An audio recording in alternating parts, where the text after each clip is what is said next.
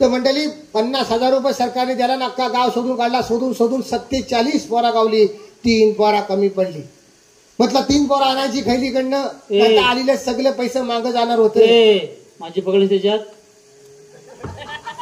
घे पकड द्यायची. कशाला सगळ्यांसमोर विषय काढतोस आता? लाईट घे, बाकी काय करू नको. लाईट बिल कोण भरी? बिल कोण भरी? त्या मोठ्या शाळेत 1ली ते 7वी पर्यंत प्रत्येक वर्गात तुझा एक पोर आहे. काय चालत अध्यक्ष आहे मी. अध्यक्ष बरोबर आहे. शाळेत प्रत्येक वर्गात तुझा एक पोर आहे. तुलाच करतील नाही तर कोणाला करतील? शाळेतला सगळा पोषणहार तुझीच पोरा खातात. अरे वा, चालत पोरामध्ये खाणार आहेत ना ती. होय होय, पण किती खायचा माणसा. म्हणा मला कळलं की पोरा घरात पण आणतात तुम्हाला दोघांना. उगत तू बोलू नको. जरा लाईट घे, घरात विषय मिटवून टाक.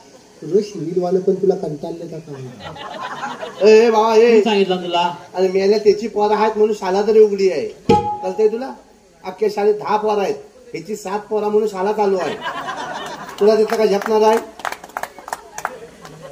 तू एक शाळेत मास्तरला फोटो दे तुझा, म्हणे माझा फोटो पण लावा.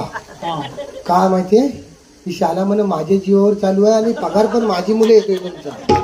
काय होय सरबरीत गेला. तुला जलतो जलत नाही आहे. थांबो. ते दिल्लीतनं 2च सांगतील होता. तो सगळा करास करून पुढे गेली पांढरी. मी येले अक्रीझो मरणाच्या बाहेर बेफा.